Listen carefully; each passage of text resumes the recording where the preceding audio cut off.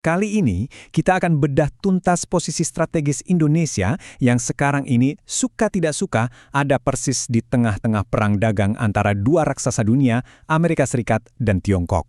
Dan ini bukan lagi cuma soal tarif, ini sudah menyangkut masa depan kedaulatan kita. Oke, mari kita mulai. Dunia kita sekarang ini ya lagi berada di ambang patahan. Amerika dan Tiongkok itu bukan lagi sekedar bersaing, mereka sedang bertarung habis-habisan.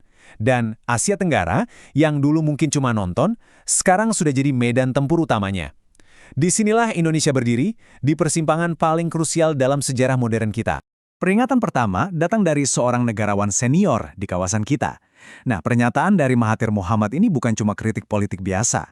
Ya, anggap saja ini sebagai alarm terakhir sinyal bahaya tentang sebuah realitas geopolitik baru yang sedang terbentuk di depan mata kita. Mari kita lihat lebih dalam bagaimana ini semua bisa jadi ancaman. Jadi, kesepakatan antara Amerika dan Malaysia itu sama sekali bukan perjanjian dagang biasa.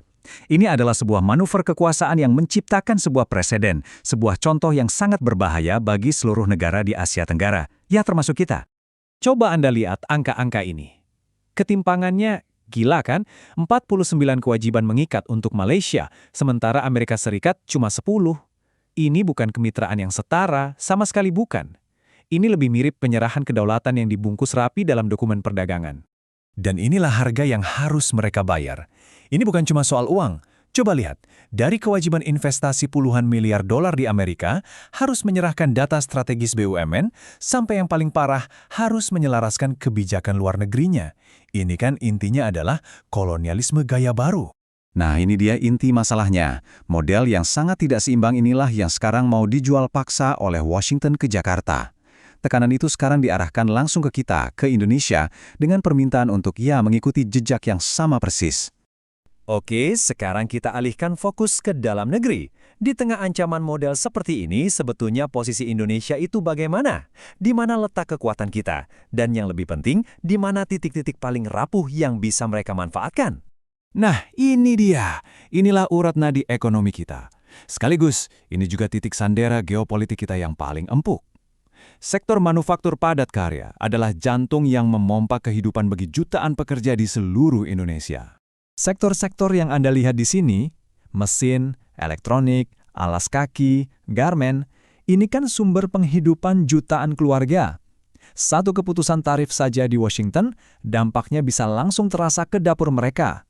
Ini yang membuat kita jadi sangat sensitif terhadap tekanan. Dan ini bukan cuma angka statistik ya. Angka ini mewakili nasib lebih dari 100.000 calon pekerja. Kalau sampai relokasi pabrik-pabrik itu batal ke Indonesia, wah ini bisa menciptakan gelombang kejut sosial yang dahsyat. Tapi, jangan pesimis dulu. Kita tidak sepenuhnya lemah. Coba kita lihat sisi lain ceritanya. Indonesia itu memegang kendali atas beberapa sumber daya kunci yang sebenarnya memberi kita posisi tawar yang kuat untuk melawan. Kalau kita bicara soal kelapa sawit, ceritanya jadi kebalik 180 derajat. Di sini, justru Amerika Serikat yang jauh lebih butuh Indonesia, bukan sebaliknya. Ketergantungan struktural Washington pada pasokan dari kita itu fakta yang tidak bisa dibantah. 80%! Kebayangkan, angka ini menegaskan satu hal, kelapa sawit itu bukan titik lemah kita. Justru sebaliknya, ini adalah senjata tawar kita yang paling strategis dalam negosiasi apapun dengan mereka. Selain sawit, kita masih punya benteng ekonomi lainnya. Pasar utama batu bara kita ada di mana? Di Asia, India, Tiongkok, Jepang. Jadi ini bukti bahwa tidak semua sektor ekonomi kita bisa dengan mudah diperas atau diancam oleh Amerika. Semua ini akhirnya membawa kita ke sebuah persimpangan jalan yang bersejarah, sebuah pilihan fundamental dengan konsekuensi jangka panjang bagi masa depan bangsa kita. Mau pilih kedaulatan sejati atau stabilitas yang semu? Di satu sisi, ada jalan kedaulatan. Ya, mungkin jalannya terjal, mungkin bakal ada guncangan ekonomi sesaat, tapi kita tetap jadi tuan di negeri sendiri. Di sisi lain, ada solusi instan yang kelihatannya enak tapi beracun. Tiru model Malaysia. Dapat stabilitas sesaat, tapi kita kehilangan otonomi kita selamanya. Dan kita jangan lupa, kita pernah mengalami ini sebelumnya. Ingat 98? Krisis itu menjadi trauma sejarah yang mengajarkan kita betapa berbahayanya menyerahkan kedaulatan ekonomi pada pihak asing. Keputusan saat itu menghancurkan kemandirian pangan kita, dan dampaknya masih kita rasakan sampai hari ini. Jadi, ya, inilah pertanyaan utamanya. Pertanyaan yang harus kita hadapi bersama sebagai satu bangsa. Jalan mana yang akan kita pilih? Kedaulatan yang mungkin penuh tantangan, atau stabilitas palsu yang mengorbankan segalanya? Oke, dari dilema kita harus beralih ke solusi. Menghadapi badai geopolitik ini bukan berarti kita pasrah. Ada langkah-langkah strategis yang jelas dan bisa kita lakukan untuk memastikan Indonesia bukan hanya bertahan, tapi bahkan bisa keluar sebagai pemenang. Bagi pemerintah, tarahnya harus tegas. Diversifikasi pasar itu harus jadi doktrin wajib, bukan lagi pilihan. Gunakan kekuatan kita di sawit sebagai alat diplomasi. Dan yang paling fundamental, bangun kembali ketahanan pangan kita. Itu fondasi kedaulatan ekonomi. Titik. Nah, buat para investor dan pelaku bisnis, cara mainnya sudah berubah total.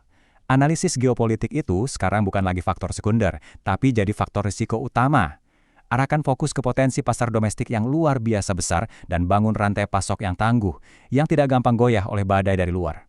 Pada akhirnya, semua analisis ini, dari tarif dagang sampai neraca impor, membawa kita pada sebuah kesimpulan yang jauh lebih dalam, jauh lebih fundamental. Ini bukan lagi sekedar soal ekonomi. Pilihan di hadapan kita adalah sebuah pilihan tentang jati diri. Apakah kita akan menjadi bangsa yang berdaulat, yang menentukan nasibnya sendiri, atau kita hanya akan menjadi sebuah titik pasar di dalam peta besar kepentingan global? Keputusan itu ada di tangan kita semua. Baiklah, kita sudah sampai di akhir topik yang sangat menarik ini. Sebelum Anda menutup tab, izinkan saya memberitahu fakta yang mengejutkan. Lebih dari 75% dari Anda yang menonton video ini sampai detik terakhir belum mengklik tombol subscribe. Apabila Anda merasa menikmati konten, jangan lupa share ke teman atau keluarga. Dan supaya Anda tidak melewatkan informasi dan eksklusif video yang akan datang, jangan biarkan diri Anda menjadi bagian dari mayoritas yang ketinggalan kesempatan emas ini. Ambil tindakan sekarang juga. Gratis kok untuk klik subscribe dan nyalakan lonceng notifikasi. Karena akses istimewa ke pengetahuan ini sangat terbatas. Jadilah yang pertama tahu. Dan jangan jadi penonton pasif yang hanya numpang lewat. Subscribe sekarang.